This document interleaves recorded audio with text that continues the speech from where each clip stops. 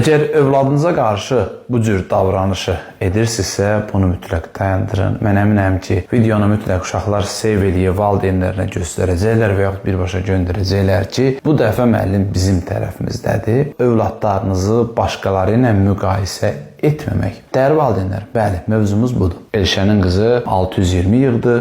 Fərro uşaq elə olur, sən heç nə bacarmırsan, sən fərsizsən filan. Baxın, bizim Allah korusun uşağımıza bir şey olanda, İraq olsun, ayağına daş dəyəndə deyirik, o daş mənim ürəyimə dəyərdi, tək ki sənin ayağına dəyməzdi. Amma sənin bugün ona dediyin söz, bugün ona qarşı etdiyin bu davranış onun qəlbinə o daşdan 10 qat daha pis dəyir.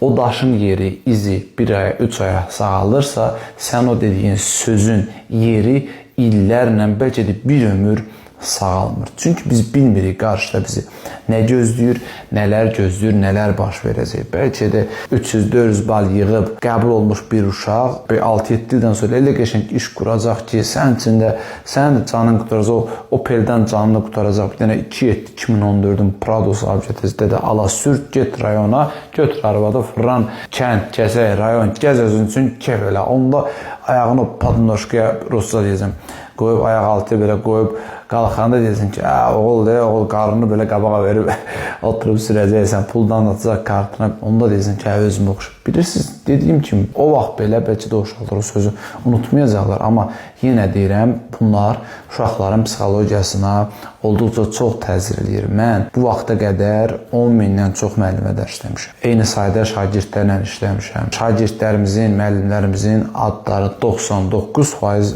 unutmuşam, yadımdan çıxıb. Ancaq 8-ci sinifdə, 9-cu sinifdə kimsə başımı sığarlayıb 5 manat qoyubsa, cibimə qoyubsa, o yadımdadır. Biri nə bilim, ağır bir söz deyib, incidibsə, o belə yadımdadır. Məktəbdə müəllimin mənə qabaq sırada oxuyanda, qadın müəllim, bioloji müəllimin danlamağı, ağır söz deməyi belə bu günə qədər qulağımda cümləsinə, intonasiyasına qədər olduğu kimi yadımda. Bilirsiniz, bizim həyatımızda, bugün, məsələn, gündəlik həyatımızda çox şey baş verir. Kadr tez-tez dəyişir. Çox şey baş verir. Amma o yaşda, yəni 8, 9, 10, yəni aşağı yaşlarda, yəni siniflərdə bizim həyatımız nə baş verir? Məktəb, ev, valideyn, dostlar, qutarıq. Başqa işləmirik, eləmirik. Eyni, hər gün eyni daxı.